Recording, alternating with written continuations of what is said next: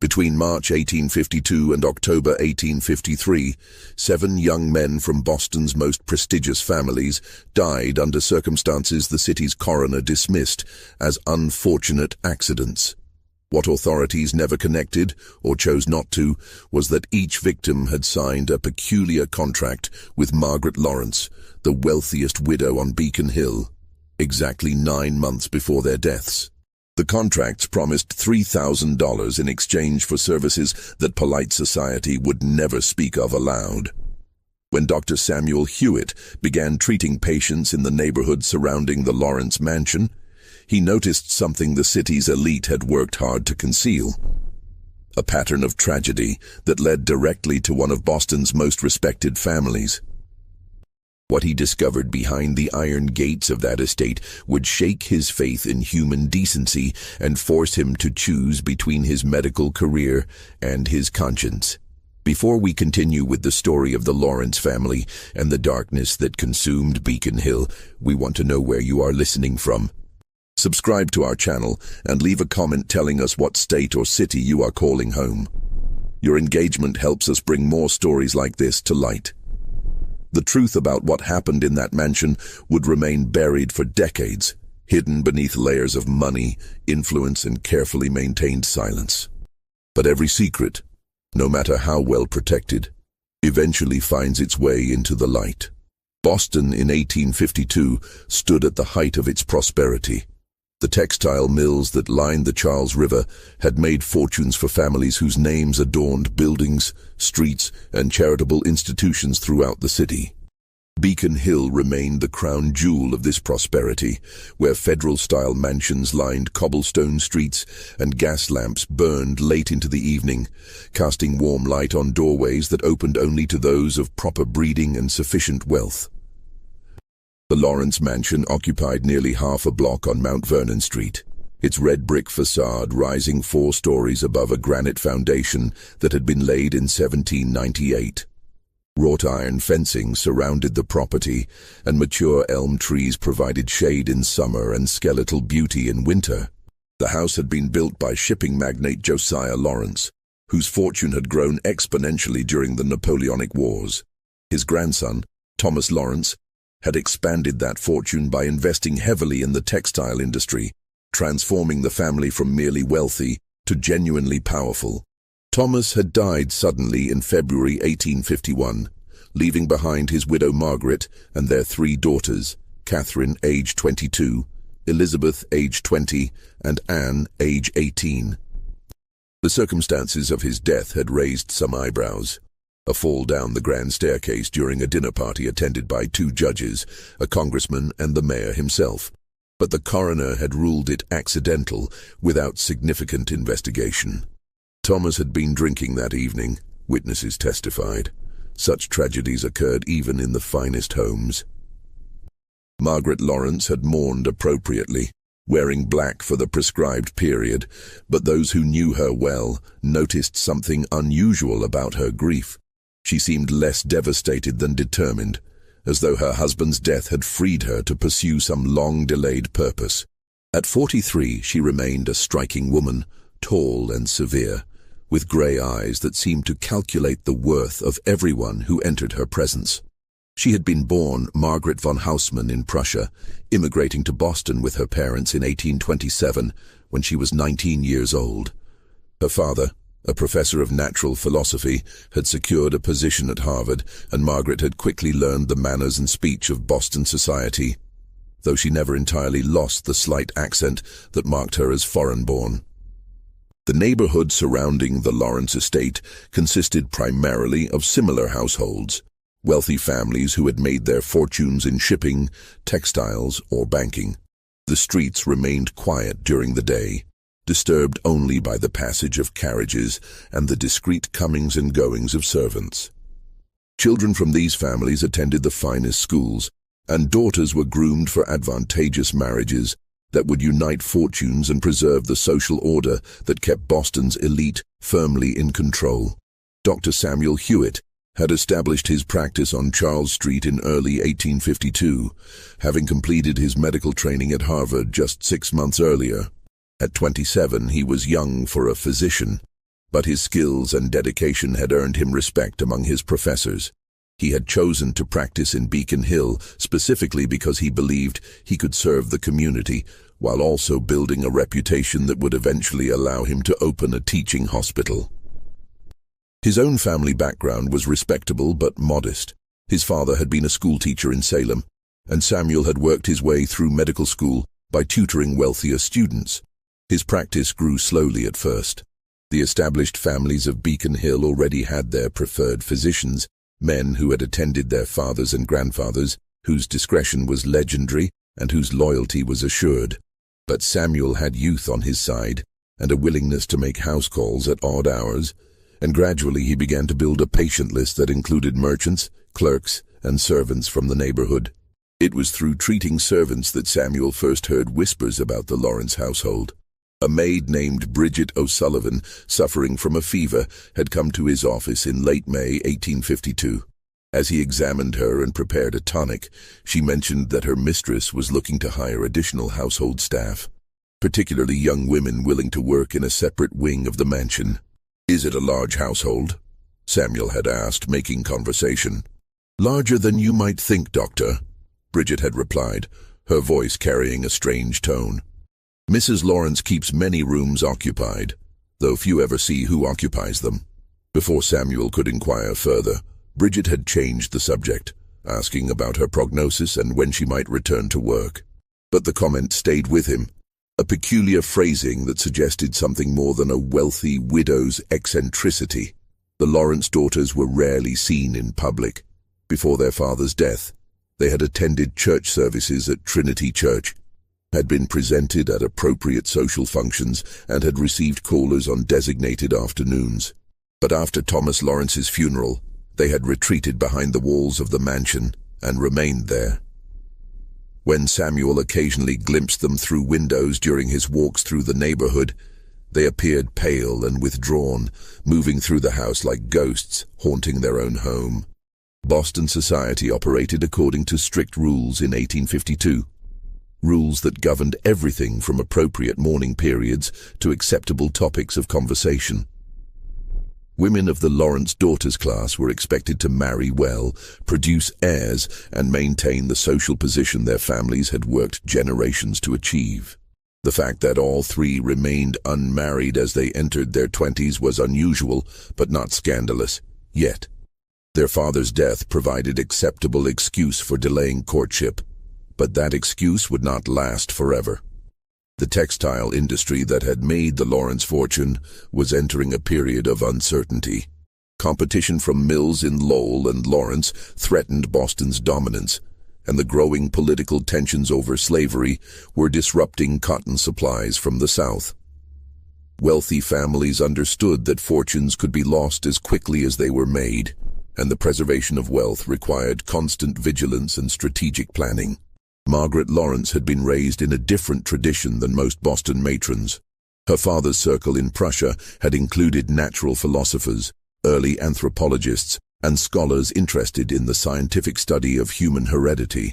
While Boston's elite traced their bloodlines with pride, Margaret had been exposed to theories that went beyond simple genealogy, ideas about selective breeding, about the perfectibility of the human race, through careful matching of superior specimens. These theories, popular in certain European academic circles, proposed that humanity could be improved through the same principles farmers used to breed better livestock. Such ideas were not entirely foreign to America. Thomas Jefferson himself had written about the importance of natural aristocracy, but Margaret had studied with professors who took these concepts further, who believed that systematic application of breeding principles could create a new kind of human being, superior in intelligence, health, and capability. When she had mentioned these theories to her late husband, Thomas had dismissed them as continental nonsense, unsuitable for discussion in respectable Boston society. Now, with Thomas dead and her daughters under her complete control, Margaret finally had the opportunity to test whether those theories held merit. The Lawrence fortune would not last forever, she understood, but if she could create a new generation that was genuinely superior, stronger, smarter, more capable, Then her grandchildren would not merely preserve the family's position, but surpass it entirely. They would be the beginning of a new aristocracy, one based not on accumulated wealth, but on biological excellence. The first step in her plan required selecting appropriate fathers for these superior children. Margaret had spent months studying the genealogies of Boston's oldest families, tracing bloodlines back to the Mayflower and beyond, looking for patterns of longevity, intelligence, and physical robustness. She had consulted with a colleague of her father's who remained in contact through letters, a German physician named Hofmeister, who had published papers on heredity in obscure scientific journals. His advice had been clear: choose young men from families with documented histories of health and achievement. Ensure they were free from inherited defects and document the results carefully. But Margaret had no intention of allowing these young men to become permanent parts of her household. The children they sired would be raised according to her principles, educated in ways she determined, shaped into the superior beings she envisioned. The fathers were merely instruments, their purpose limited to providing the raw material. What happened to them afterward was simply a matter of practical necessity. The first young man to sign Margaret Lawrence's contract was Jonathan Lowell, aged 24. Third son of a textile family whose mills employed 300 workers. He had come to the mansion on Charles Street on a wet afternoon in March 1852, responding to a note delivered to his lodgings by a well-dressed servant. The note had been cryptic, but intriguing, a business opportunity that requires discretion and offers substantial compensation. Jonathan had been shown into a parlor decorated in the French style, with wallpaper depicting pastoral scenes and furniture upholstered in deep blue velvet. Margaret Lawrence had received him alone, which was itself unusual. Respectable widows did not typically meet unmarried young men without chaperones. She had offered him brandy, which he accepted, and then she had explained her proposition with a directness that left him momentarily speechless. "I have 3 daughters," she had said, her accent lending her words a peculiar formality. "They are of marriageable age, but I do not intend to marry them in the conventional manner. I require something different. I require men of excellent breeding who will agree to spend time with my daughters under specific circumstances for a specific purpose, and who will sign contracts ensuring their absolute silence about these arrangements." Jonathan had set down his brandy glass, uncertain whether he was being propositioned or offered some kind of business partnership. "I do not understand, Mrs. Lawrence. What purpose would this serve?" "I am conducting an experiment," Margaret had replied, her grey eyes fixed on his face. "I believe that careful selection of parentage can produce superior offspring. I have studied my daughter's genealogy thoroughly. I have studied your family's history as well. Your grandfather lived to 93. Your father graduated from Harvard with highest honors. Your mother's family has produced 3 generations without a single case of consumption, madness, or congenital defect. You represent excellent breeding stock." The crudeness of the comparison had made Jonathan flush. "You speak of human beings as though we were cattle. I speak of biological reality," Margaret had said. "Farmers have understood for centuries that breeding matters. Why should humans be exempt from natural law? My daughters will bear children, Mr. Lowell. The only question is whether those children will be the product of random courtship and emotional attachment, or the result of careful scientific selection." She had shown him the contract then, a document drawn up by a lawyer and written in language that attempted to make the arrangement sound like a business transaction.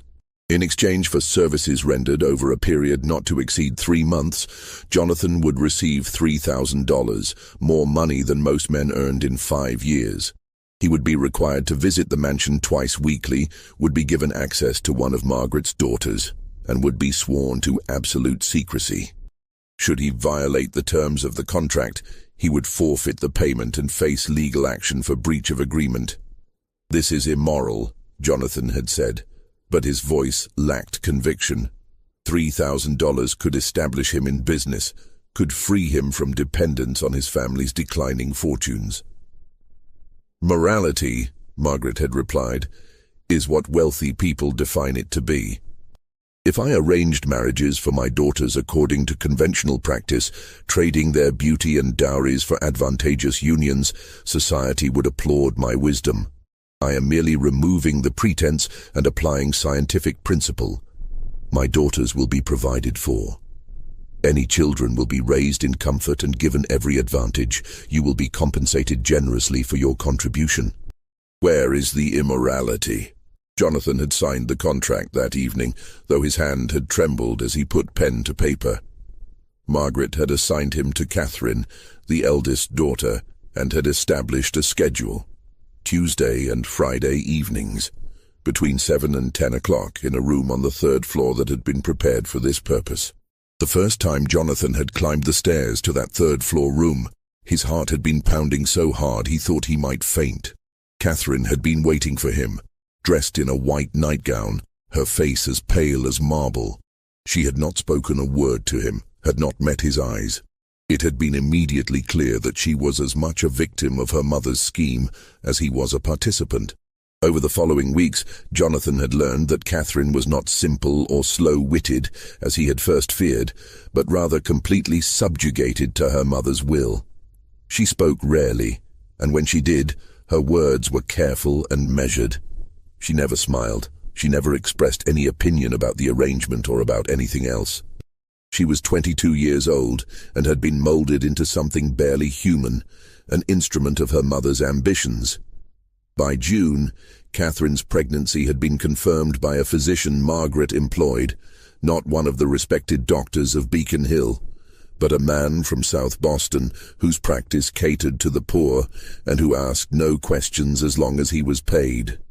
Jonathan's Tuesday and Friday visits had ended, and he had received the first installment of his payment, $1,000 in gold coins. Margaret had called him to the parlor for a final meeting. "You have fulfilled your obligation admirably," she had told him. "The remainder of your payment will be provided after the child is born, provided you maintain absolute silence about this arrangement. Should you speak of this to anyone, the consequences will be severe. I trust I make myself clear." "Perfectly clear, Mrs. Lawrence," Jonathan had replied, eager to be done with the entire affair. The money sat heavy in his pocket, and he had tried to convince himself that he had done nothing truly wrong. Catherine would have been married anyway, would have borne children anyway. What difference did it make if her mother had arranged the matter unconventionally? But the guilt had followed him. He found himself unable to look at women without thinking of Catherine's dead eyes, unable to spend the money without remembering what he had done to earn it. He had begun drinking more heavily, frequenting taverns in rougher neighborhoods where his shame was diluted by the general degradation around him. On a rainy October evening, Jonathan Lowell had left a tavern near the docks and had begun walking home through streets slick with mud and horse manure. Witnesses later reported seeing him stumble, drunk they assumed, and fall into the path of a freight wagon carrying barrels of whale oil from the harbor. The wagon's wheels had crushed his skull. The driver, who had been employed by a shipping company with financial ties to the Lawrence textile interests, had been questioned briefly and released. Accidental death, the coroner had ruled. A tragedy, but not uncommon in a city where men frequently wandered the streets intoxicated. Margaret Lawrence had attended the funeral, standing in the back of the church, her face appropriately somber. She had sent a generous wreath of white lilies and a note of condolence to the Lowell family, and then she had returned home to interview the next candidate. The pattern had repeated itself twice more. William Elbridge, descended from a family of shipbuilders, had been contracted to father a child with Elizabeth. He had completed his assignment successfully, had received his payment, and had died 3 months later when he had fallen from the roof of a building he had been inspecting as a potential real estate investment. The building belonged to a trust managed by Margaret's attorney. Henry Cunningham, whose grandfather had been governor of Massachusetts, had been paired with Anne, the youngest daughter. His death had been attributed to sudden heart failure, unusual in a man of 25, but not unheard of. The physician who had examined the body and signed the death certificate received a generous donation to his private hospital shortly thereafter. By late 1853, all 3 Lawrence daughters were pregnant, and 3 young men were dead. Samuel Hewitt had not set out to investigate the deaths. His practice kept him occupied, and the tragedies that befell prominent families were none of his concern. But in November 1853, he had been called to attend to a servant at the Lawrence mansion, a young woman named Mary Finnegan, who had collapsed while working in the kitchen. A butler with a face like granite had shown Samuel through the mansion's main entrance, past a foyer dominated by a massive mahoral table supporting a vase of fresh flowers, and down a hallway toward the servants' quarters in the rear of the house. As they walked, Samuel had noticed something odd. The 3rd-floor landing had been blocked off with a locked door, and he could hear movement above, footsteps, and what sounded like a baby crying. Mrs. Lawrence maintains a private ward for family members, the butler had explained when he noticed Samuel's curious glance. It is not to be disturbed. Samuel had treated Mary Finnegan for exhaustion and malnutrition. She had been working 18-hour days and eating poorly, and had recommended rest and better meals. As he prepared to leave, he had encountered one of the Lawrence daughters in the hallway. She had been heavily pregnant, her belly swollen beneath a loose dress, and she had stared at him with eyes that held no recognition or awareness, as though she were sleepwalking. "Miss Lawrence?" Samuel had said, uncertain which daughter he was addressing. She had not responded, had simply continued walking toward the stairs with slow, measured steps. The butler had appeared immediately and had guided Samuel firmly toward the exit. "The young ladies are not receiving visitors," he had said. "I must ask you to leave now, Doctor." The encounter had troubled Samuel more than he could articulate. There had been something profoundly wrong about the woman he had seen, something that went beyond the physical discomfort of late pregnancy. She had moved like a puppet on strings, animated but not alive. He had begun asking questions carefully and discreetly. Servants talked to doctors, and Samuel had cultivated relationships with household staff throughout Beacon Hill. What he learned had disturbed him. The Lawrence daughters had been essentially imprisoned in the mansion since their father's death.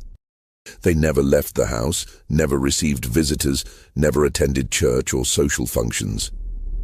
Margaret Lawrence controlled every aspect of their lives, what they ate, what they wore, when they slept. The pregnancies had been noticed by household staff, of course, but no one knew who the fathers were. Young men had visited the mansion periodically, but always after dark, always shown directly to the 3rd floor, always departed within a few hours. "Mrs. Lawrence keeps records," one servant had whispered to Samuel during a house call. "She has ledgers where she writes down everything, measurements, observations, dates. She treats those girls like they are experiments." Samuel had wanted to dismiss this as servant gossip, but he could not shake the memory of that pregnant woman's blank stare. He had begun researching Margaret Lawrence's background and had learned about her father's academic connections, about the theories of heredity and selective breeding that had circulated in European universities during the 1820s and 1830s. He had also noticed the deaths. 3 young men from excellent families, all dead within months of each other, all under circumstances that had been ruled accidental, but that struck Samuel as suspicious. He had requested copies of the death certificates from the city registrar, a colleague from medical school who owed him a favor, and had studied them carefully. Jonathan Lowell, massive head trauma from wagon accident. But the coroner's report noted unusual bruising on his arms, consistent with being forcibly held. This detail had been mentioned in the notes but not emphasized in the official conclusion. William Elbridge, fall from height resulting in broken neck. But several witnesses had reported seeing him with 2 men shortly before his death, men who had not been identified or questioned. Henry Cunningham, heart failure. But the examining physician had noted needle marks on his arms, suggesting he might have been receiving injections of some kind. This detail had also been overlooked in the final report. 3 deaths. 3 young men who had all been seen entering the Lawrence mansion in the months before they died. 3 families who had accepted the official explanations without significant protest, which suggested either ignorance or deliberate silence bought with money and influence. Samuel had known then that he was looking at murder, but murder committed by someone with enough power to control coroners, policemen, and perhaps even judges. Murder that served some larger purpose he did not yet fully understand. In December 1853, Catherine Lawrence had given birth to a son. The birth had been attended by the same disreputable physician Margaret employed for all her private medical matters, and no announcement had been made to Boston society. The baby had been healthy, weighing 8 pounds, with the Lowell family's distinctive dark hair and strong features. Margaret had examined the infant carefully, had measured his head circumference, had tested his reflexes, had recorded all her observations in leather-bound ledgers she kept locked in her study. The baby had passed her evaluation and had been installed in the third-floor nursery, where he would be raised according to principles Margaret had developed after years of study. Elizabeth's daughter had been born in January 1854, and Anne's son in February. Both babies had been healthy, and both had been subjected to the same rigorous examination. Margaret's experiment was proceeding exactly as she had planned, but there had been a fourth pregnancy, one that had not been part of the original design. One of the young women Margaret had hired to work in the third-floor nursery, a girl named Sophia Prescott, who came from a respectable but impoverished family, had caught the attention of William Elbridge during one of his visits. She had become pregnant, and though Margaret had initially been furious about this uncontrolled variable, she had decided to allow the pregnancy to continue. Sophia came from excellent bloodlines. Her family traced their ancestry to Plymouth Colony, and the child might prove useful for comparison purposes. Sophia's baby had been born in March 1854, a girl who had seemed healthy at first, but who had developed a persistent cough by her second week of life. Margaret had monitored the situation carefully, had consulted her ledgers and her correspondence with Hofmeister. The cough had suggested a weakness in the lungs, a potential inherited defect that could compromise the child's long-term health. On a cold April morning, Sophia had woken to find her daughter's cradle empty. When she had frantically searched the nursery and then run screaming through the halls, Margaret had met her with cold fury. "The child was defective," Margaret had said simply. "She has been removed." "Where is she? Where is my baby?" Sophia had sobbed, her voice echoing through the mansion. "That is no longer your concern. You will be paid for your time, and you will leave this household today. If you speak of this to anyone, I will ensure you are institutionalized. Do you understand me?" Sophia had understood. She had taken the money Margaret offered, $50, and had left the mansion that same morning. But she had not remained silent. Traumatized and desperate, she had gone to the only person she thought might help. The young doctor on Charles Street, who had treated her once for a fever. Samuel Hewitt had opened his door to find a hysterical young woman who could barely speak through her tears. When he finally understood what she was telling him, he had felt his blood turn cold. A missing baby. A woman who spoke of defects and removal with clinical detachment. A household where pregnant women were kept like breeding stock and their children evaluated like livestock. "You must go to the police," Samuel had told Sophia. "They will not listen to me," Sophia had replied, her voice breaking. "Mrs. Lawrence has money, has connections. I am no one. They will call me mad, and they will lock me away just as she threatened." Samuel had known she was right. Margaret Lawrence's influence extended throughout Boston's power structure. Any accusation made against her would be dismissed, and the accuser would face consequences. But he had also known that he could not simply ignore what he had been told. "Let me investigate," he had said, quietly. "If I can find proof of what she is doing, then we can go to the authorities with evidence they cannot ignore." Sophia had agreed, though she had looked at him with little hope. Samuel had given her money for lodging and had promised to contact her within the week. That night, Samuel had begun planning how to gain access to the third floor of the Lawrence mansion, where he was certain the answers lay hidden behind locked doors. Samuel's opportunity had come sooner than expected. In late April, he had received an urgent summons to the Lawrence mansion. One of the daughters was experiencing complications following childbirth and required immediate medical attention. When Samuel arrived, the butler had shown him directly to the third floor, unlocking the door with a large brass key and leading him up a narrow staircase that smelled of milk and laudanum. The third floor had been converted into a private ward, with several bedrooms connected by a central corridor and a large nursery at the far end. Anne Lawrence, the youngest daughter, had been suffering from puerperal fever, her temperature dangerously high, her body racked with chills. Samuel had treated her with cold compresses and quinine, but he had known the prognosis was poor. Puerperal fever killed half the women it infected, and Anne was already severely weakened. As he worked, Samuel had taken careful note of his surroundings. The rooms were well appointed but sterile, more like hospital wards than family quarters. The walls had been lined with bookshelves containing medical texts and scientific journals. A desk near the window had been covered with ledgers, their pages filled with neat handwriting, dates, measurements, observations. Margaret Lawrence had supervised his treatment of Anne, standing in the corner of the room and watching everything he did with those calculating grey eyes. She had shown no maternal warmth, no concern for her daughter's suffering. She had asked only clinical questions about the fever's progression and the likelihood of survival. "If she dies," Margaret had said matter-of-factly, "the child will require a wet nurse." Samuel had been shocked by her coldness but had said nothing. As a physician, he was required to maintain professional detachment, but he had never encountered a mother so utterly devoid of feeling for her own child. While Margaret had briefly left the room to instruct a servant about boiling water, Samuel had quickly examined the ledgers on the desk. What he had seen had confirmed his worst fears. Margaret had been keeping detailed records of everything: the names of the fathers she had selected, their family genealogies going back generations, medical histories documenting longevity and cause of death for ancestors.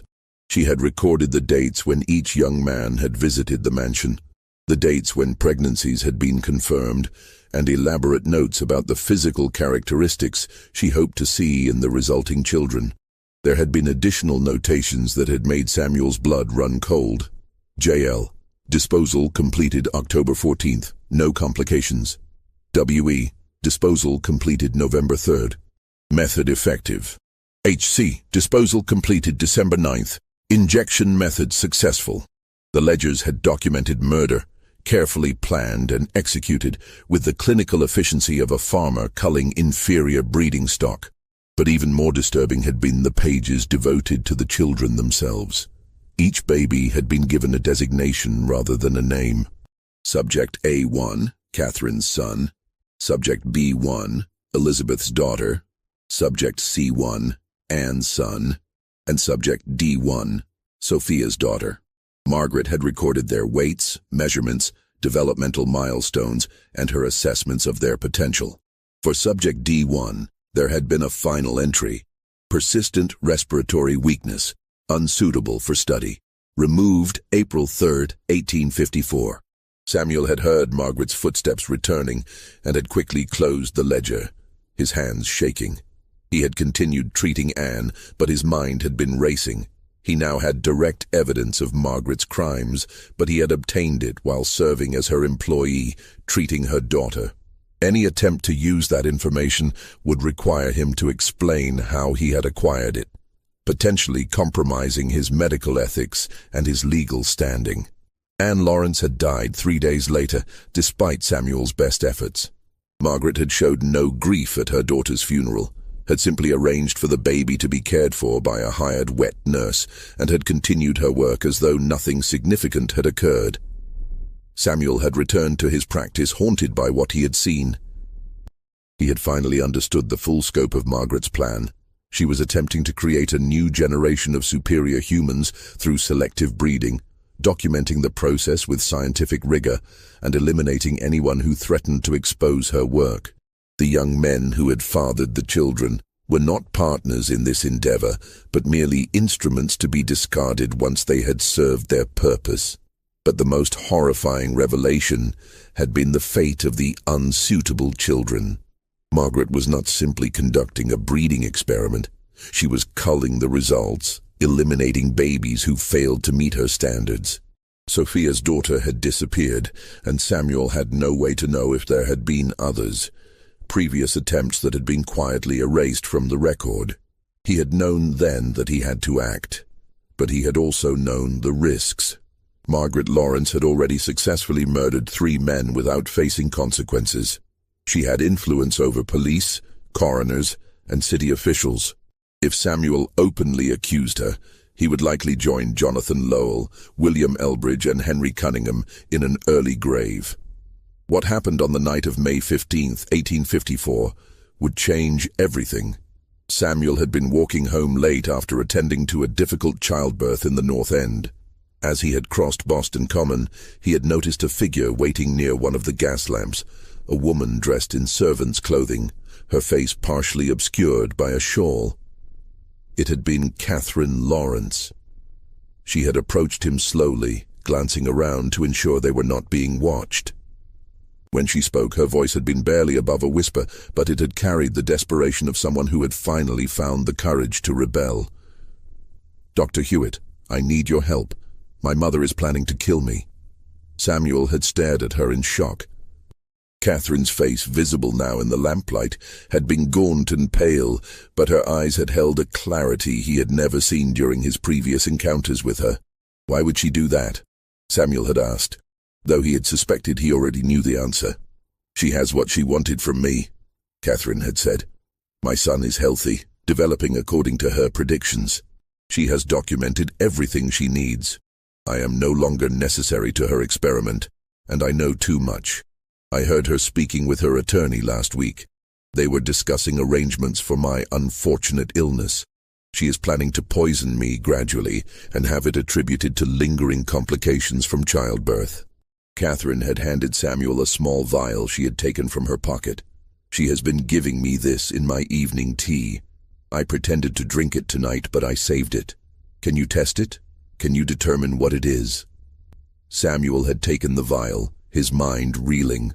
If Catherine was telling the truth, and he had no reason to doubt her, then Margaret was escalating her crimes, now willing to murder her own daughter to protect her secrets.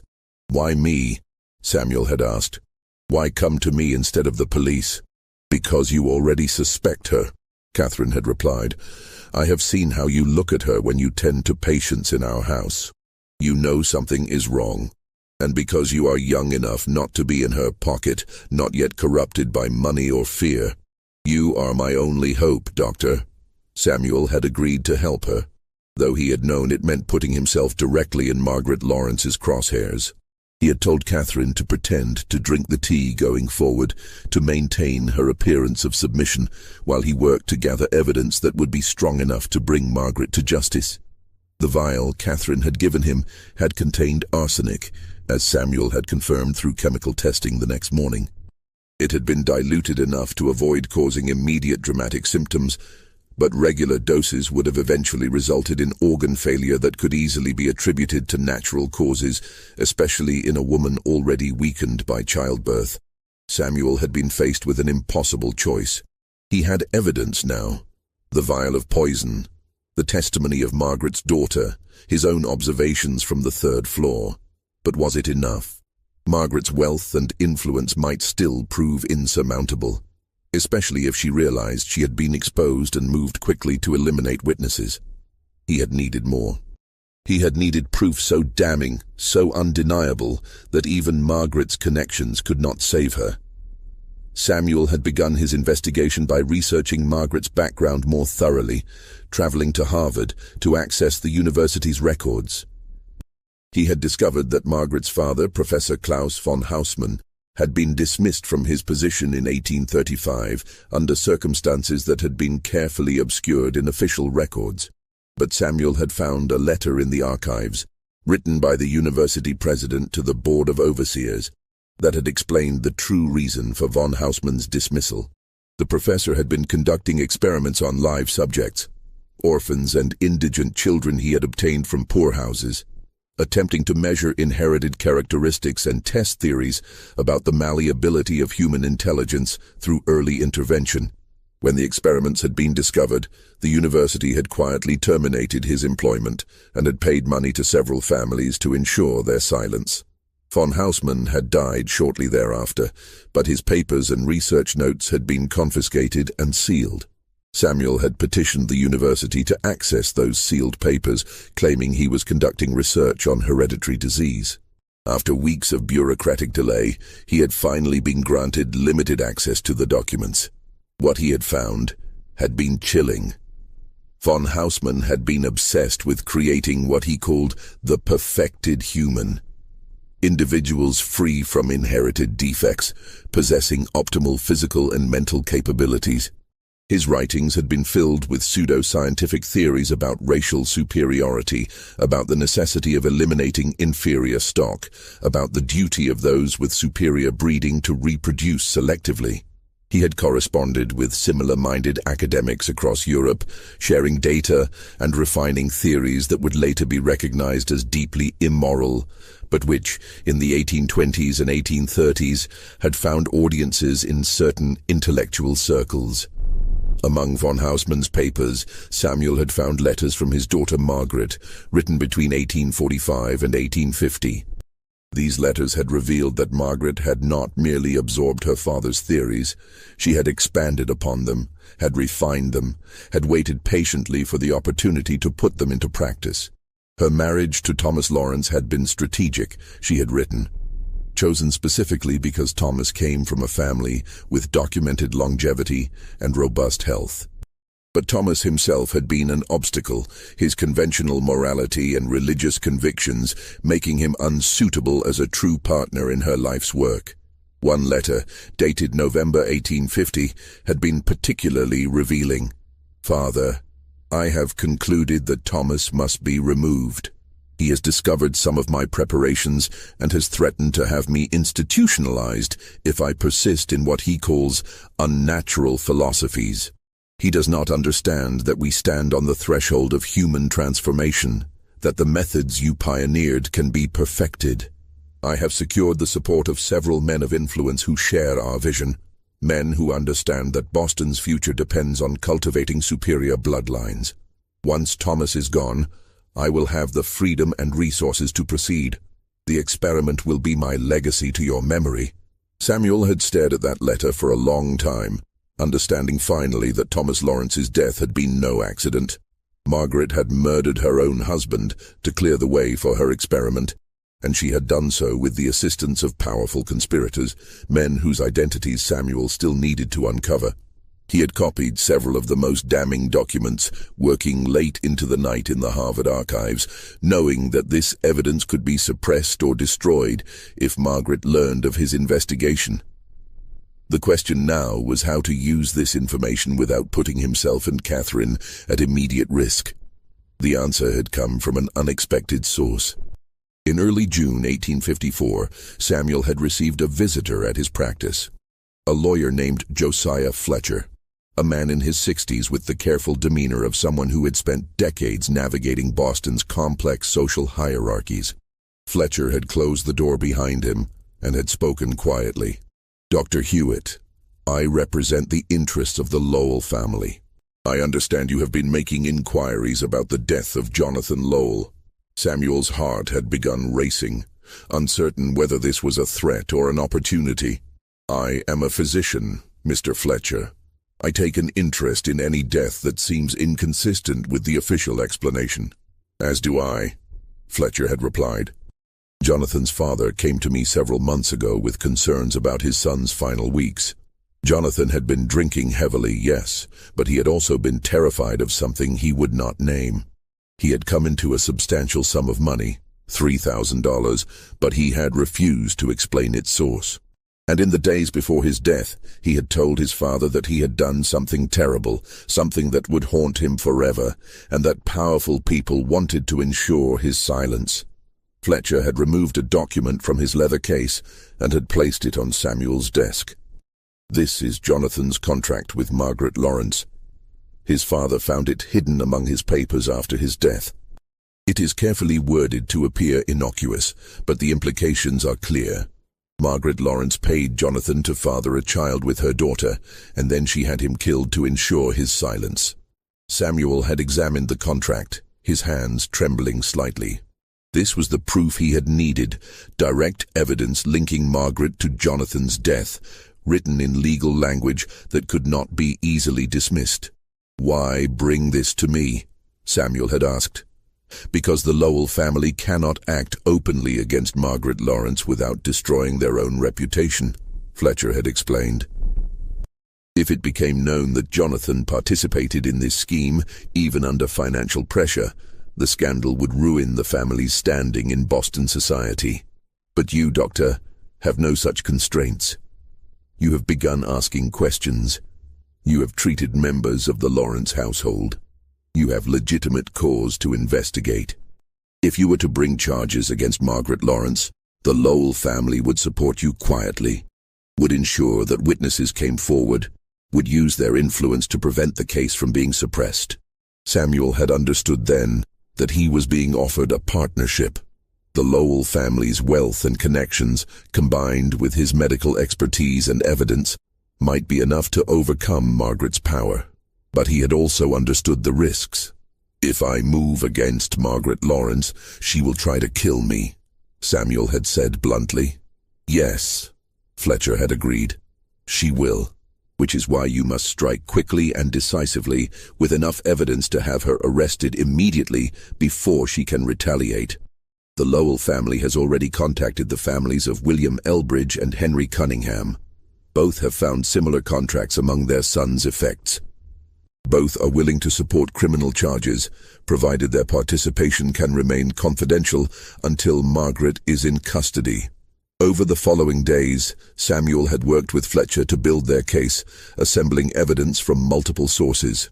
The contracts, the letters from Margaret to her father, testimony from Catherine about the poisoning attempt, Sophia's account of her missing daughter, and Samuel's own observations from the third floor of the Lawrence mansion.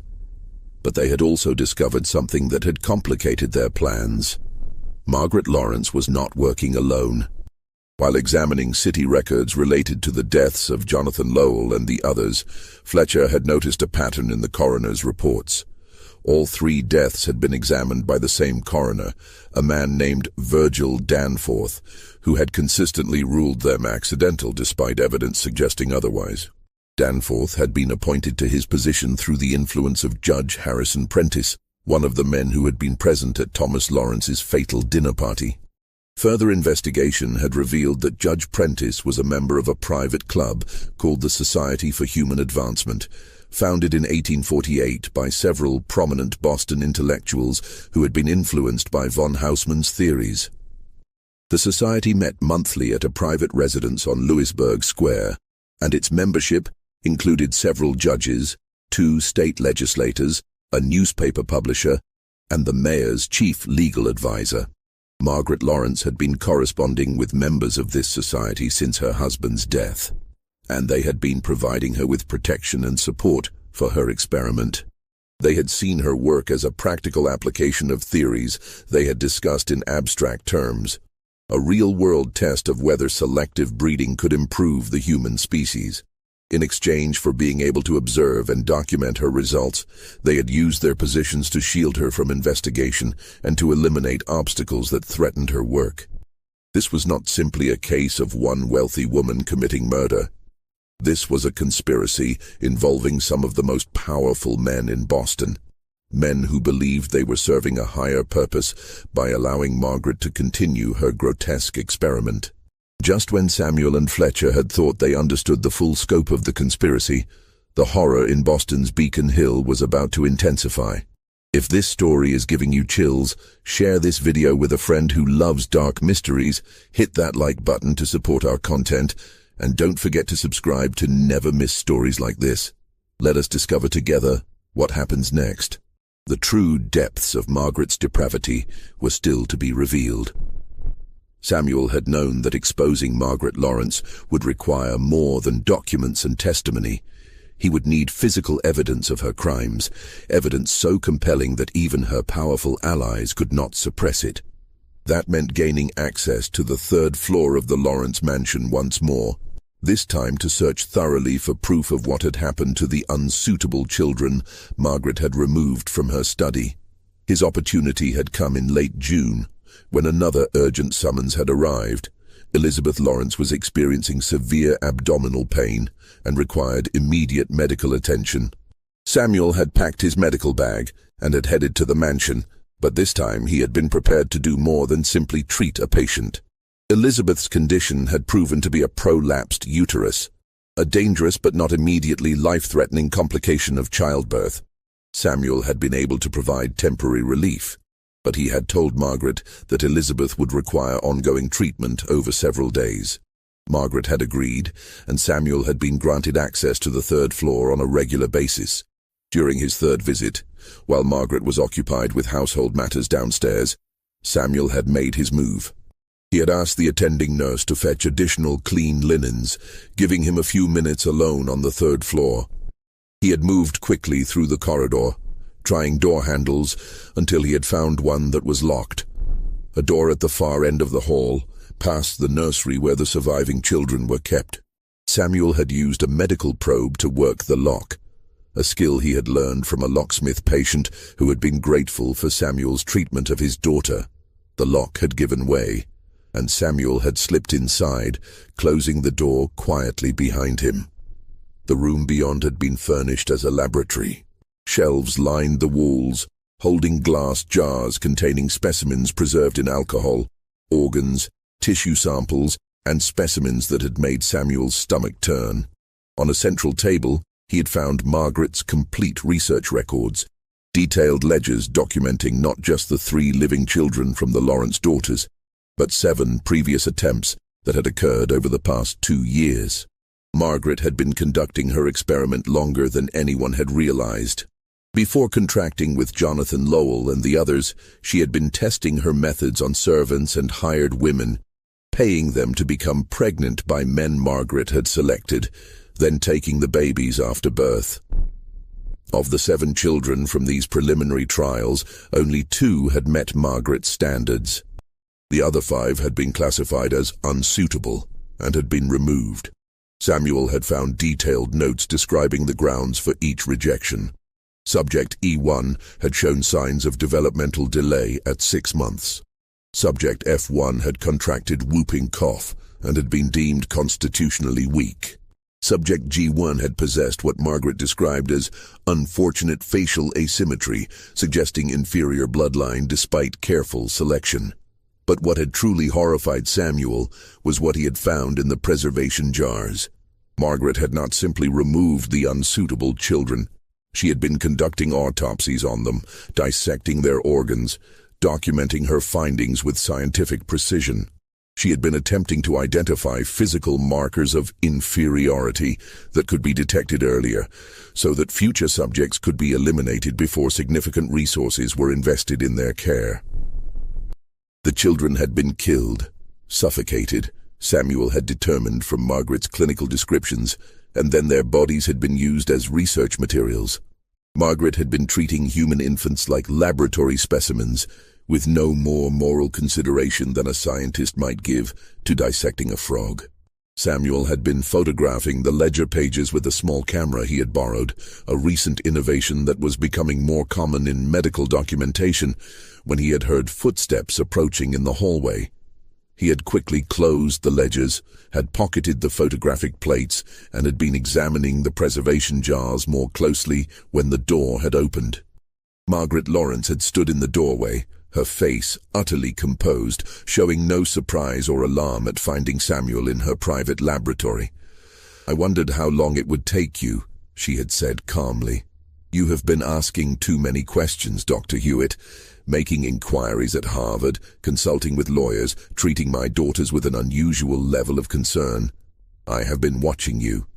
Samuel had felt his hand move toward his medical bag, where he had concealed a small pistol Fletcher had insisted he carry. But Margaret had smiled, a cold expression that had never reached her eyes. "There is no need for violence, Doctor. We are both civilized people. Surely we can discuss this rationally. You have murdered children," Samuel had said, his voice shaking with rage and horror. "You have killed the fathers of your grandchildren. You have poisoned your own daughter. There is nothing rational about what you have done." "On the contrary," Margaret had replied, moving into the room and closing the door behind her. "What I have done is entirely rational. I have applied scientific principles to the improvement of the human species. Every farmer culls inferior livestock. Every gardener removes weak seedlings. Why should humans be exempt from these same principles of selection? The children I removed would have lived unremarkable lives, contributing nothing of value to society. The men I eliminated had fulfilled their purpose and had become liabilities. These were rational decisions made in service of a greater goal. And what goal could possibly justify murdering children?" Samuel had demanded. "The creation of a superior human line," Margaret had answered, her voice carrying the certainty of true fanaticism. "In 3 generations, my descendants will be healthier, more intelligent, more capable than ordinary humans. They will be the foundation of a new aristocracy, one based not on accumulated wealth, but on biological excellence. They will lead this nation into a future of unprecedented achievement. Can you not see the magnificence of this vision?" Samuel had stared at her, recognizing finally that he was not dealing with simple criminality, but with genuine madness dressed in the language of science. Margaret Lawrence truly believed she was serving humanity through her monstrous actions. "You will never see that future," Samuel had said. "I have evidence of everything you have done. Contracts, correspondence, witness testimony. I am taking you to the authorities today." Margaret's expression had not changed. "No, Dr. Hewitt, you are not. Because if you attempt to expose me, I will ensure that everyone you care about suffers. Your practice will be destroyed by accusations of incompetence. Your family in Salem will face financial ruin through lawsuits. And you will be found dead, another unfortunate victim of the violence that plagues our city. I have resources you cannot imagine and allies who will protect me because they understand the importance of my work." She had moved toward him, her grey eyes fixed on his face with predatory intensity. "But I am prepared to offer you an alternative. Join us, Dr. Hewitt. The Society for Human Advancement could benefit from a young physician with your skills. Help us refine our methods. Document our results with medical precision. You would be part of something greater than yourself, something that will be remembered long after we are all gone." Samuel had realized with cold certainty that Margaret believed she could recruit him, could bring him into her conspiracy through a combination of threats and appeals to scientific ambition. She had done this before. He had understood, identified potential obstacles, and had either eliminated them or converted them into allies. "I will never help you," Samuel had said. Margaret had sighed, a sound of genuine disappointment. "Then you have chosen poorly, Doctor. I had hoped you would be reasonable." She had turned toward the door, clearly intending to summon assistance, to have Samuel removed from the mansion and likely killed before he could reach the authorities. But Samuel had been faster. He had grabbed his medical bag, had withdrawn the pistol, and had pointed it directly at Margaret's chest. "You are coming with me to the police station," he had said. "Now." Margaret had looked at the weapon with curiosity rather than fear. "You are a physician, Dr. Hewitt. You have taken an oath to do no harm. You will not shoot me." "You are correct, that I will not shoot to kill," Samuel had replied. "But I will gladly wound you if necessary. A bullet through your shoulder will not be fatal, but it will ensure you cannot escape while I summon the authorities. Your choice, Mrs. Lawrence." For the first time, Samuel had seen uncertainty in Margaret's face. She had calculated the odds and had realized that Samuel might actually fire. Her hand, which had been reaching for the door handle, had hesitated. But before either of them could move, the door had burst open and Catherine Lawrence had entered, breathing hard as though she had been running. In her hand she had held a kitchen knife, its blade catching the afternoon light from the laboratory windows. "Step away from my mother," Catherine had said, her voice carrying an edge Samuel had never heard before. Samuel had stared at her in confusion. "Catherine, she has been poisoning you. She planned to kill you. I am trying to help." I know what she planned, Catherine had interrupted. And I know what you discovered. But you do not understand everything, Dr. Hewitt. You do not understand what we have become. Margaret had smiled then, a genuine expression of satisfaction. Catherine has proven to be more adaptable than I anticipated. Tell him, my dear. Catherine had moved closer, the knife still held firmly in her hand. For months, I did what my mother demanded because I was terrified. I was a prisoner in this house, forced to bear a child by a stranger, treated like livestock. But then I realized something, Doctor. My mother is correct, not about everything, but about the fundamental principle. We live in a world that values strength over weakness, intelligence over ignorance, capability over mediocrity. My son will grow up with every advantage: wealth, education, health. He will be superior to ordinary children not because of some mystical bloodline, but because of the resources and knowledge that will be invested in his development. She has been murdering children, Samuel had said desperately. How can you possibly defend that? I have seen the children my mother removed, Catherine had replied, her voice cold. Some were sickly, some were malformed. Some showed signs of idiocy or other defects. Would it have been more merciful to let them live diminished lives, to suffer through childhood and die young anyway, or to bring them suffering to families who could not properly care for them?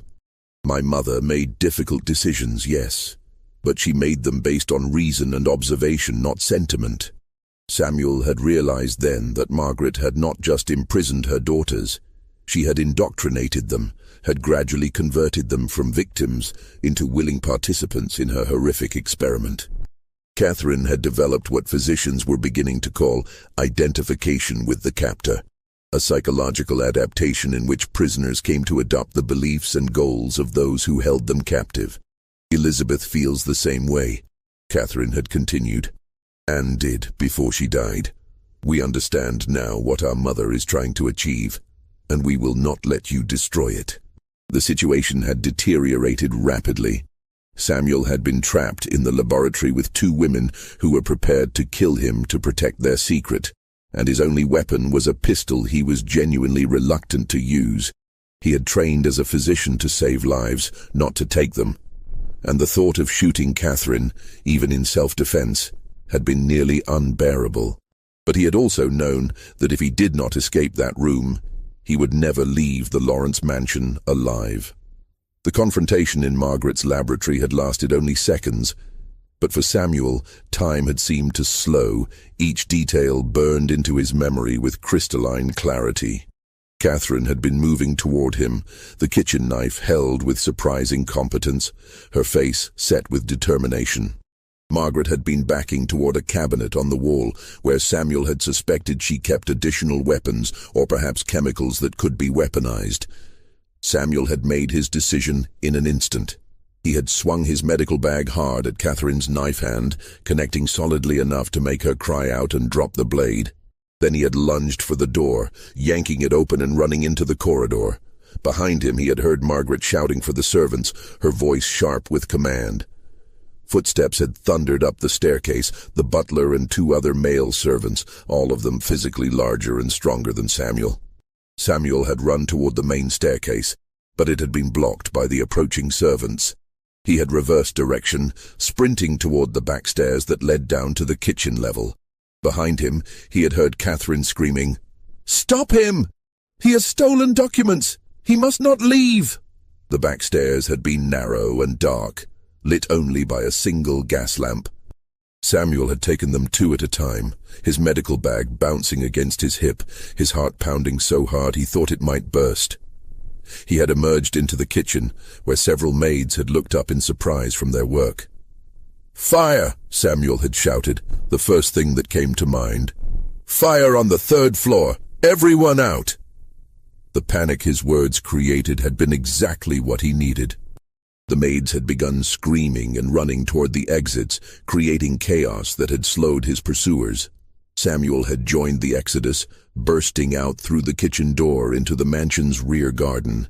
He had run through the formal landscaping, past rose bushes and sculpted hedges, toward the iron fence that surrounded the property. Behind him, he had heard the butler shouting for the servants to split up, to cover all the exits, to ensure Samuel did not escape with stolen property.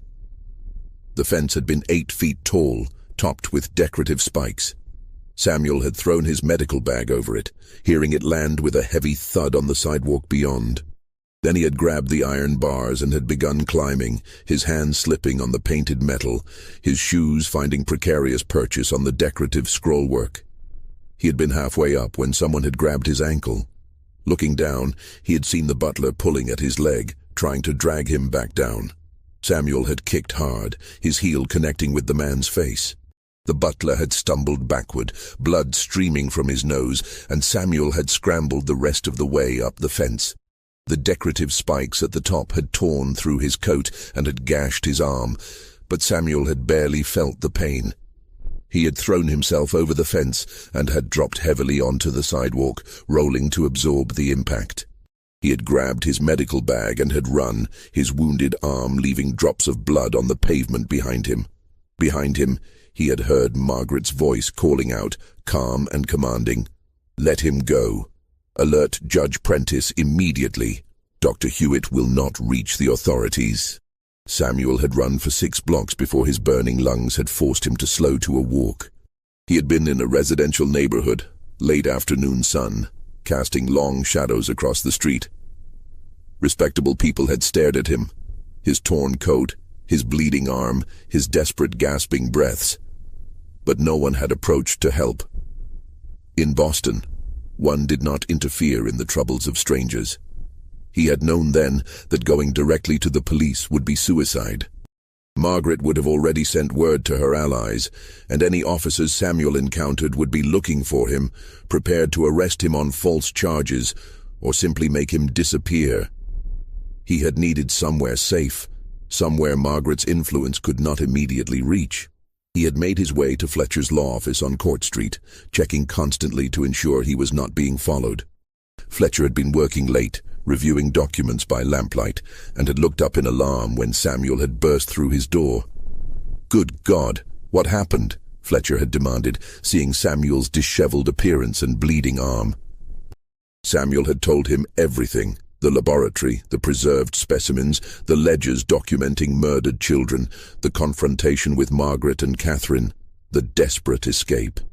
As he spoke, Fletcher's expression had grown increasingly grave.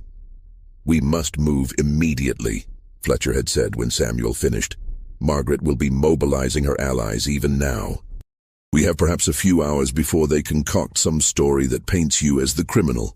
Theft, assault, perhaps even attempting to harm the Lawrence daughters. You need to be in protective custody before they can act." "Can we trust any of the police?" Samuel had asked. "Not in Boston proper," Fletcher had replied. "But I have a contact in the Massachusetts State Police, a captain named Reginald Barnes, who has no connections to Beacon Hill society.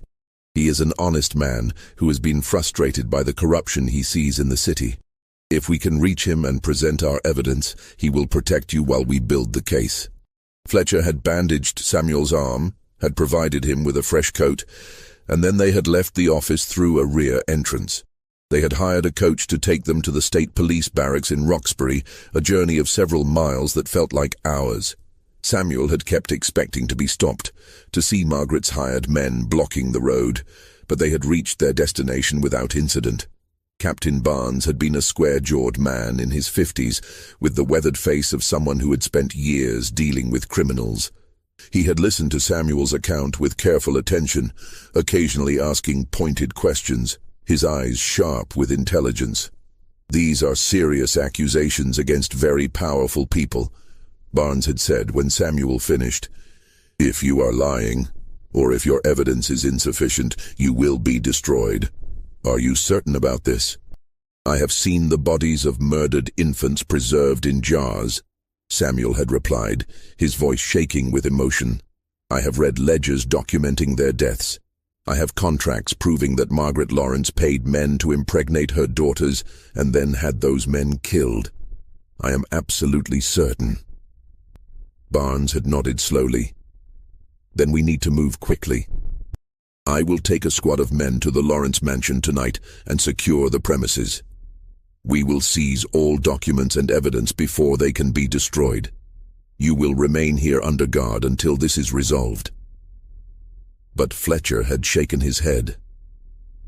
"Captain, if you raid the mansion, Judge Prentice and the others will claim you are acting without authority, will manufacture legal obstacles, will have you removed from your position. We need to go higher. We need to involve the governor." Barnes had considered this, then had nodded.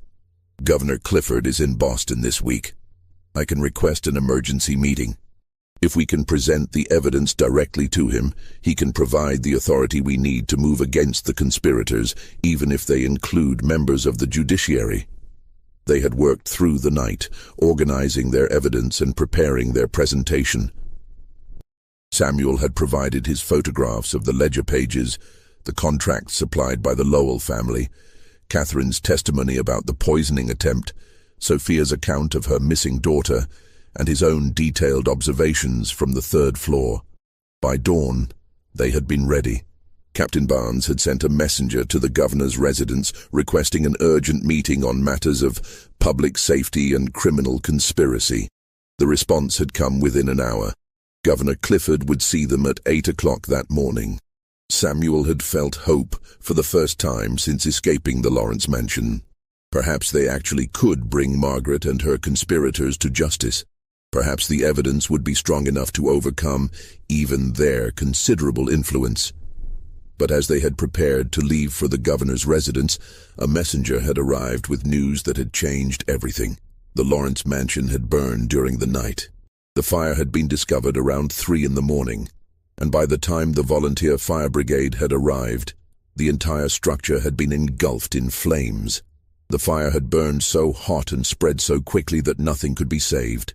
The mansion had been reduced to a smoking ruin, and everyone inside, Margaret Lawrence, her 2 surviving daughters, the 3 infants, and all the household servants, had perished. Samuel had stood in the captain's office, feeling as though the floor had dropped out from beneath him. All the evidence he needed had been in that mansion. The laboratory, the ledgers, the preserved specimens. And now it was gone, destroyed in a fire so convenient it could only have been deliberately set. She burned it, Samuel had said quietly. Margaret knew we were coming for her, so she destroyed everything. She killed her own daughters and grandchildren to protect her secrets. But Fletcher had been studying the messenger's face, noting something in his expression. "What are you not telling us?" the lawyer had asked. The messenger, a young police officer, had shifted uncomfortably. "Sir, there is something strange about the fire. The bodies we have recovered, there are not enough of them. We found remains in the rubble, yes, but not as many as there should have been if everyone in the household died. And there is more. A carriage was seen leaving the mansion around midnight, several hours before the fire started. The driver has not been located." Samuel's mind had raced. If Margaret had escaped, if she had taken the children and fled before setting the fire, then she might still be brought to justice. But where would she go? She could not remain in Boston. Too many people now knew about her crimes. She would need to disappear completely, to start over somewhere her name and face were unknown. "The docks," Fletcher had said suddenly. "If she left Boston, she would go by ship. We need to check departures from last night and this morning." Captain Barnes had immediately dispatched officers to the harbor with orders to check passenger manifests for any ships that had departed since midnight. Samuel, Fletcher, and Barnes had then proceeded to their meeting with Governor Clifford, where they had presented their evidence and explained what had happened. Governor Clifford had been a practical politician, less interested in the ethical implications of Margaret's experiment than in the political scandal it represented. "You are telling me that several judges, legislators, and the mayor's own advisor have been complicit in multiple murders," he had said, his face darkening. "If this becomes public, it will destroy confidence in the entire government." "Which is precisely why it must become public," Fletcher had argued. "These men have betrayed the trust of the people they were sworn to serve. They must face justice." The governor had eventually agreed, but he had insisted on controlling the narrative. The investigation would proceed, but carefully, with attention to protecting the institutions, even as individual criminals were prosecuted. Samuel had felt disgust at this political calculation, but had understood the necessity. If they moved too aggressively, the conspirators might use their positions to suppress the investigation entirely. By late morning, Captain Barnes's officers had returned with significant news. A ship called the Bremen Star had departed for Hamburg at first light, carrying among its passengers a widow traveling under the name Margaret von Haussmann, accompanied by 2 adult daughters and 3 young children. The description matched the Lawrence family perfectly. "She is returning to Germany," Samuel had said. "Back to her father's academic circles, where her theories might find more acceptance. Can we extradite her?" the governor had asked Barnes. "Not easily," the captain had replied. "We have no formal treaty with the German states for return of criminals. We could request her return through diplomatic channels, but it would take months, and there is no guarantee the German authorities would cooperate, especially if she has influential friends there." Samuel had felt a crushing sense of failure. Margaret Lawrence had murdered at least 12 people, 5 infants from her preliminary experiments, Sophia's daughter, 3 young men who had fathered her grandchildren, her own daughter Anne through medical neglect, her husband Thomas, and potentially numerous servants who had died in the fire, yet she had escaped justice entirely. She would live out her life in Germany, perhaps continuing her grotesque experiments, protected by distance and the limitations of international law. But Fletcher had not given up. "Even if Margaret escapes, we can still prosecute her co-conspirators. Judge Prentice, Coroner Danforth, the members of the Society for Human Advancement. They enabled her crimes and helped cover them up. We have the documents proving their involvement. We can ensure they face consequences, even if Margaret does not." The investigation that followed had been unlike anything Boston had seen before. Governor Clifford had appointed a special prosecutor with broad authority to pursue the case wherever it led. Captain Barnes and his men had raided the Society for Human Advancement's meeting place, seizing correspondence and membership records. They had arrested Coroner Danforth, whose detailed records of his dealings with Margaret provided devastating evidence of the cover-up. Judge Prentice had been more problematic. As a sitting judge, he could not be easily arrested, and he had immediately used his position to fight the investigation, filing legal motions and calling in favors from other members of the judiciary. But the evidence against him had been substantial. Letters he had written to Margaret offering his support, records of payments he had received to ensure favorable rulings, testimony from servants who had seen him visiting the Lawrence mansion late at night. The scandal had erupted across Boston in July 1854. Newspapers had published lurid accounts of the Beacon Hill conspiracy, though many details had been suppressed to protect the families involved. The public had been shocked to learn that some of their most respected citizens had been complicit in murder and criminal conspiracy, all in service of pseudo-scientific theories about human breeding. The trials had begun in August. Coroner Danforth, faced with overwhelming evidence, had agreed to testify against the others in exchange for a reduced sentence. His testimony had exposed the full extent of the conspiracy. Not just the murders Margaret had committed, but also earlier crimes that had been covered up, suspicious deaths that had been ruled accidental, evidence that had been destroyed or falsified. Judge Prentice had fought to the end, using every legal maneuver available, but his position had become untenable when 3 other members of the Society for Human Advancement had turned state's evidence. In October 1854, he had been convicted of conspiracy to commit murder and had been sentenced to 20 years in prison. The trial had been sensational, drawing observers from across the country, though many of the most disturbing details, the preserved infant bodies, the detailed breeding records, had been presented in closed sessions to protect public decency. Other members of the society had faced varying consequences. 2 legislators had resigned in disgrace. The mayor's legal advisor had been dismissed and had fled to Canada. The newspaper publisher had used his influence to avoid criminal charges, but had been forced to sell his publications and retreat from public life. Catherine and Elizabeth Lawrence had never been found. Whether they had truly escaped to Germany with Margaret or had died in the mansion fire remained unclear. The bodies recovered from the ruins had been too badly burned for positive identification, and German authorities reported no record of anyone matching their descriptions entering the country.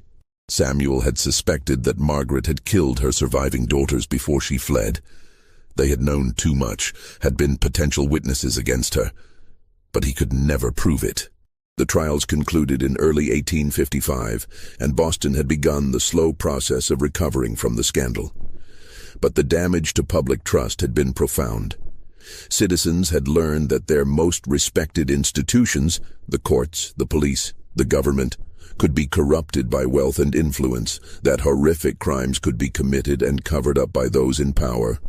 Samuel Hewitt had become something of a public figure, praised by reformers as an example of moral courage and vilified by Boston's elite as a troublemaker who had destroyed respected families. His medical practice had suffered. Many of Beacon Hill's wealthy residents had refused to see him, considering him a traitor to his class. But he had gained new patients among merchants, workingmen, and immigrants who respected what he had done. Sophia Prescott, the young woman whose daughter had been among Margaret's victims, had provided testimony during the trials that had moved many observers to tears. She had described watching her baby taken away, had spoken of her months of wondering what had happened to her child, and had finally learned the truth through Samuel's investigation. The public sympathy she had received had led to a small pension being established for her by the state. Acknowledgement that she had been a victim of crimes the government had failed to prevent. Fletcher had continued his legal work, but he had become increasingly focused on reform efforts, pushing for laws that would make it harder for wealthy individuals to escape justice through corruption and influence. He had drafted legislation requiring multiple physicians to sign off on suspicious death certificates, creating oversight that might have prevented Coroner Danforth's cover-ups. The three surviving children, Catherine's son, Elizabeth's daughter, and Anne's son, had been placed with relatives of their biological fathers after extensive legal battles. The Lowell family had taken Catherine's boy, the Elbridge family had accepted Elizabeth's daughter, and the Cunningham family had reluctantly agreed to raise Anne's son. These children would grow up knowing nothing of their origins, nothing of the horrific circumstances of their conception, protected by families who had agreed to bury the past completely. The mansion's ruins had been cleared away, and the property had eventually been sold to a textile merchant who had built a new home on the site. But Beacon Hill residents would always remember what had stood there before, and mothers walking past with their children would quicken their pace, as though evil might still linger in the very ground. Samuel had received a letter in March 1855, postmarked from Hamburg. It had contained no return address, no signature, only a few lines written in elegant script. Dr. Hewitt, you believe you have won, but you have merely delayed the inevitable. The principles I applied remain valid regardless of your small-minded morality. In Germany, I have found colleagues who understand the importance of my work. The experiment continues, and in time, the results will vindicate everything I have done. You saved no one. You merely ensured that progress will occur beyond your reach, beyond your ability to interfere. History will remember me as a pioneer, and you as the man who tried to hold back the tide of human advancement. Samuel had burned the letter, but its words had haunted him. Margaret Lawrence was still out there, still pursuing her grotesque vision, and he was powerless to stop her. He had saved lives in Boston, had exposed a conspiracy, had brought criminals to justice. But the architect of it all had escaped, and somewhere in Europe, she might be continuing her experiments, creating new victims he would never know about. Years later, in 1867, Samuel had received a visit from a German physician named Dr. Wilhelm Hartmann, who had been traveling through America, studying medical practices. Over dinner, Hartmann had mentioned that he had once encountered a strange case in Hamburg, a wealthy widow who had been operating a private children's home, claiming to be conducting educational experiments on orphans. The authorities had eventually investigated, Hartmann had said, after several children died under mysterious circumstances. The woman had fled before she could be arrested, taking several children with her. Her name had been von Haussmann, if I recall correctly. The case had caused quite a scandal. Samuel's blood had run cold. When did this happen? Around 1858 or 1859, I believe. The woman was never found. Some believed she had gone to America, actually. Samuel had said nothing more on the subject, but he had understood then that Margaret's crimes had not ended with her escape from Boston. She had continued her work in Germany until authorities had closed in, and then she had disappeared again, perhaps returning to America under a new identity, perhaps moving on to some other country where her wealth and intelligence could buy her the freedom to continue. The thought had been deeply disturbing, that Margaret Lawrence might be anywhere, might even be living in America again, conducting her experiments in secret, creating new victims. But Samuel had also known there was nothing he could do about it. He had no authority to investigate crimes in foreign countries, no way to track a woman who had the resources and cunning to disappear completely. What he could do was continue his own work, treating patients with compassion and integrity, training young physicians to value human life above scientific curiosity, and speaking out against the eugenic theories that were gaining popularity in academic circles. The ideas that had driven Margaret Lawrence were not unique to her. They were spreading, being refined, being dressed in increasingly sophisticated scientific language. Samuel had made it his mission to oppose these ideas wherever he encountered them, to argue that human beings could not be reduced to breeding stock, that the value of a life could not be measured by physical perfection or intellectual achievement. In 1870, Samuel had published a book titled The Beacon Hill Tragedy, a physician's account of murder and pseudoscience. The book had detailed everything he had discovered about Margaret Lawrence's crimes, though he had changed some names to protect the innocent. It had been controversial, with some readers praising his courage and others attacking him for sensationalism. But it had achieved Samuel's primary goal, ensuring that the story would not be forgotten, that future generations would know what had happened when scientific theory was divorced from moral restraint. The book's final chapter had posed a question that Samuel believed every generation would need to answer. How do we balance the pursuit of knowledge with respect for human dignity? How do we prevent the powerful from treating the vulnerable as mere instruments of their ambitions? These are not questions that can be answered once and for all. They must be confronted anew by each generation, in each new context where human life is at stake. Samuel Hewitt had continued his medical practice in Boston until his death in 1889 at the age of 64. He had never married, had devoted his life entirely to his work and to the reform causes he had championed. His funeral had been attended by hundreds of patients and colleagues, and the eulogy had praised him as a man who had sacrificed personal advancement to stand for what was right. Margaret Lawrence was never conclusively located after her disappearance from Hamburg in 1858. Some historians believe she died in obscurity somewhere in Europe.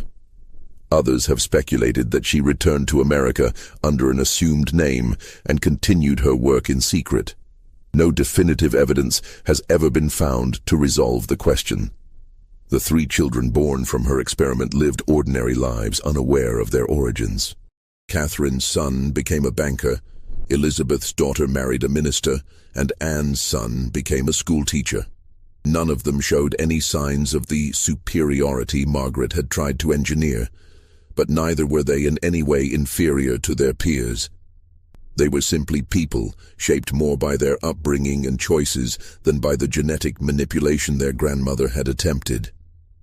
The Society for Human Advancement was disbanded after the trials, but its ideas did not disappear. The eugenic theories that had motivated Margaret Lawrence would gain renewed influence in the late 19th and early 20th centuries, leading to forced sterilization programs, immigration restrictions based on racial theories, and ultimately contributing to some of the greatest atrocities of the modern era. Margaret Lawrence had been a pioneer of these ideas in America, and the fact that she had been stopped in Boston did not prevent others from taking up her work elsewhere.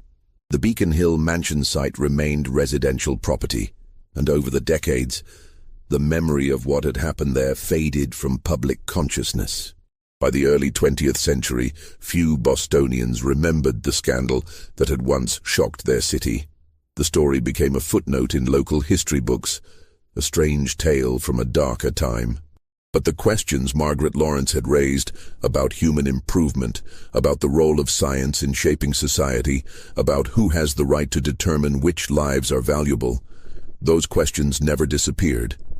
They remain with us today in different forms, demanding answers that are no easier now than they were in 1854. This mystery shows us that the greatest horrors often come not from supernatural forces, but from human beings, who believe their intelligence gives them the right to treat others as objects of study, rather than as fellow human beings deserving of dignity and compassion. What do you think of this story? Do you believe Margaret Lawrence truly escaped justice, or did her crimes eventually catch up with her? Leave your comment below. If you enjoyed this tale and want more stories like this, subscribe, hit the notification bell, and share with someone who loves historical mysteries. The past has many more dark secrets waiting to be uncovered, and we will continue bringing them to light. See you in the next video.